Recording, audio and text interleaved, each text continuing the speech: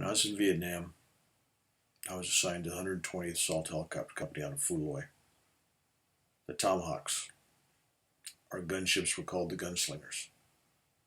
And in 1967, I've already been a crew chief door gunner for about 4 months, maybe a little longer. And it was pretty much normal month. It started off, we had some combat assaults out of Lai area and Phu Loi area and the Iron Triangle and Hobo Woods and War Zone C, War Zone D, the usual stuff. And got a lot of hours on my aircraft, and it was time for major maintenance. And so I come in the night of April 5th and ready to turn my aircraft over to the maintenance crew. And I'm told by my first sergeant that they needed a crew chief the next day to fly on aircraft 744. And since my aircraft wasn't available, would I mind crewing it? So I said, okay. But I had a feeling, as soon as I said okay, I had a feeling that something wasn't right with this aircraft. And I went out there and I did maintenance on it because I wanted to make sure it was okay the next day. And as I went around the aircraft to check things, I couldn't find anything wrong with it. But I knew that something was wrong with it. And I walked around and I touched the skin of the helicopter. When I touched the skin of the helicopter, I had these instantaneous visions. This it was just like that, but it's going to take me a couple minutes to explain it. But I'm seeing this helicopter that I'm working on totally falling out of the sky, twisting and turning in the jungle, and everything on fire, including the people inside. And I see 7 bodies spewed out over the jungle on fire. It was a terrible, terrible sight, and the feeling in me was just overcoming. I knew this was not my imagination. This was real. This was really going to happen to this helicopter, and probably the next day. And there was no doubt that I wasn't going to be on this aircraft. There's no way, and I didn't want anybody else to be on that aircraft. So I went back into the aircraft log, and if you're a crew chief, you know what I'm talking about, or a pilot. But for those out there that don't, there's a logbook. And you write on there, the crew chief writes on there, if he checks it out, it's okay, he puts a symbol on there. But if it's not okay, something's wrong and it needs more maintenance, it's a big red X. It means you can't fly that aircraft until it's written off by an authorized mechanic. And so I wanted somebody above my pay grade, literally, to check this thing over. And when the T6 comes over there and he goes, "What's wrong? You got a red X on this. You got no reason." I said, "No, this thing's going to crash and burn. Something's wrong with it. And I don't know what it is. And I don't want to miss it. I don't want to kill all these people." And so, of course, he thought it was nuts. And him and 2 or 3 other guys went through the top to bottom. They couldn't find anything wrong with it. Assured me there was nothing wrong with it. I still wouldn't sign it off. And he signed it off. And I refused to fly it. And I told the first sergeant and I told the CO, I'm not flying it. And I believe I was told something like, "Well, you're on flight status. I'm giving you an order to fly it. If you don't fly it, you're failing to follow my direct orders, and I'm going to bring you up on a court-martial." I said, "Do whatever you got to do, but I'm not flying in it, and no one else should fly in it either. It should be grounded tomorrow." And I went back to the hooch where all of us guys in the 2nd Flight Platoon stayed. We had our bunks and the lockers there and weapons.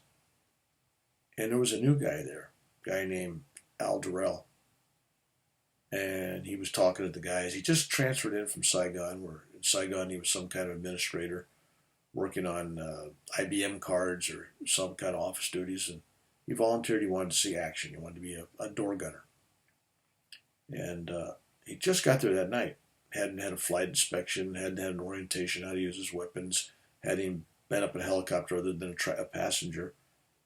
And as soon as I saw him, I had this feeling. It was like a dark shadow. It was like death was waiting this man. And I looked at him and I went over and they introduced me to him. And when I shook his hand, that's all it took. When I shook his hand, I saw death.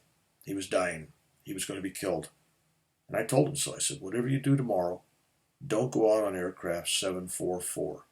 It's never coming back, and neither will you." And he goes, "Yeah, yeah." So he thought I was crazy. And a bunch of guys standing around listening to this thought I was a little bonkers. Maybe I'd been there too long in Vietnam. When I started my eyes started to get moist, and I was feeling very emotional. I had to walk outside because I knew that guy, Al, I just met him. He was going to be dead. And even though he wasn't scheduled to fly on that flight the next day, and he wasn't even on flight status, I knew something was going to happen to him the next day. So I come back in, I said, whatever you do tomorrow, don't you go flying, and don't get on aircraft 744, because it's never coming back. And by now, everybody was thinking, oh, Mac's gone crazy, he's been here too long, his imagination. And I just couldn't sleep that night. And it was like, and I'm sleeping thinking, well, if I'm right, people are going to die. If I'm wrong, I'm going to be court-martialed. Oh, this is a no-win situation. I'd rather have been going to jail, though, than to see these guys die. And so the next morning, I flew another helicopter, another number. I said, I'll fly whatever you got, whatever mission you got, but I'm not going up 744. So I left, and I warned the sergeant and some of the other guys there. I said, hey, whatever you do, don't let that aircraft off the ground. 744 it's doomed. And what's interesting is I wasn't the only one that was picking up bad vibrations or bad feelings about this aircraft. I had about 6 or 7 other crew chief door gunners come to me within that same day and that night, who also agreed with me that they also felt that that was a death ship and they didn't want to fly on it. There was something about that aircraft that when you got in there, it just felt doom and gloom. There was this, they felt it. They couldn't put their fingers on it. And when I expressed it, they agreed with me. So it was interesting. I wasn't alone on this. So we flew all day long, come back in, and we look at the runway, and 744 is gone. They used it. And so, of course, I get outraged, and I run into the commanding officer's office, and I go, hey, how come you let that aircraft out there? And he quickly reminded me that he's in charge, and I'm an E5, and to get the hell out of his office, and don't talk to him about it. But I still insisted. I said, where's it at? And he says, well, it's a couple hours late, you know. And I'm going, you can't be 2 hours late on a helicopter that that uses 100 gallons of gas an hour. You only got about 2 hours and something flying time, and so if it's late 2 hours, it's down someplace. So a couple more hours go by. It's starting to get evening, and they decided to have a volunteer group go out and see if they can find it. So I volunteered to go out, and as a crew chief, and we get on the aircraft, and there's the pilots, and there's a couple other pilots inside the back seat coming along as observers. And we get up in the air, and we really don't know where it's at. We kind of have a general direction, but we don't really know where it's at. We know it wasn't in the south, that it had to be in the west or the north or someplace. And so the pilot goes, okay, Mr. Know-It-All, where's it at? Which direction should I fly? So I just point in direction. And believe it or not, they kind of followed it. And so we're going, it's getting darker and darker. And pretty soon, as we're going in that direction, we see a glow of light in the jungle, red flames.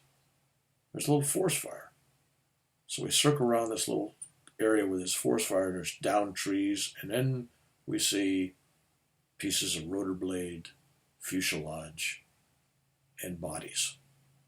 7 bodies, all charred, burned, consumed by the aviation gas and the fire that pursued when it crashed. But there was 744 on the ground with apparently no survivors. I volunteered to take the rope I brought along to go down and check it out and see if there's any survivors, but the pilots and the crew, everybody looked around and said it wasn't a good idea. We would be endangering me and maybe them, and it looked like it was a 0% chance of finding anybody.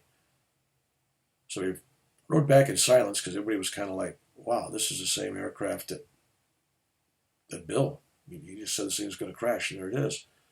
So we get back, and the next day, of course, the Army being what it is, they go out there and they send ground troops out there, and they find their 7 bodies, 3 crew members. Captain Newton, was one of them. Beautiful man, pilot. I flew with him many times. And the new guy, Al Durell, was the only gunner. They only had one gunner. And I'm not sure who the other guy was. Oh, Darcey, James Darcey, warrant officer. So we lost 3 of our members of our unit, and we lost 4 passengers, infantrymen. That was April 6, 1967. And so I thought that was bad enough, and I was sad about that.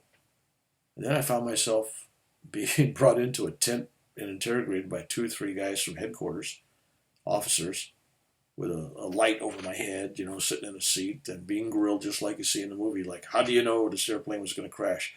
How do you know that guy was going to get killed? How did you know about this? And they give me all this all day long, and into the next day, I get this interrogation, literally an interrogation, accusing me of killing all these guys because nobody in the world could know that airplane was going to crash, that helicopter. And nobody could know these guys were going to get killed unless we had a part of it. So I stood by my guns, and they threatened to do all kinds of things to me and everything else. And, well, they had no idea why it crashed, and they didn't share anything with me and told me they'd be watching me for the rest of my Army career and my life, that they knew I'd killed all these guys, and they were going to find it out, and they were going to prosecute me. So that's how they left me and left that black cloud hanging over me. Well, in 1999, 98, maybe 99, one of my pilots, when I got online with my Vietnam Experience website, one of my pilots emailed me the results of the investigation on the helicopter crash itself. And it turns out that within 10 days or so after the accident, they already knew the reason why it crashed. And it was a trunnion bearing on a swash blade up around the rotary. And it froze up, and of course the rotary blades freeze up, and it crashed. So they knew the reason, and they never came back to tell me, oh, gee whiz, we're sorry, we accused you of this, there's the reason that it crashed. So that hung over my head for 40 years. And it also bothered me that these men died, nobody listened to me. And I was especially taken back by Al Durell because I directly told him, and I knew it was going to be him. And when he died, I got one of his dog tags, and I kept it with me. And then years and years later, in fact, just a few years ago, I ran into some relatives of his online and sent them a copy of my book and sent them the dog tag, and I kind of got some closure with that. And now they kind of know the real story of what happened and why. And then I got contacted by Captain Newton's son just a couple of years ago, and found out the other side of that story and how that affected his family and his life forever, losing his father. And you realize that all these things, all these destinies come together and create ripples through time.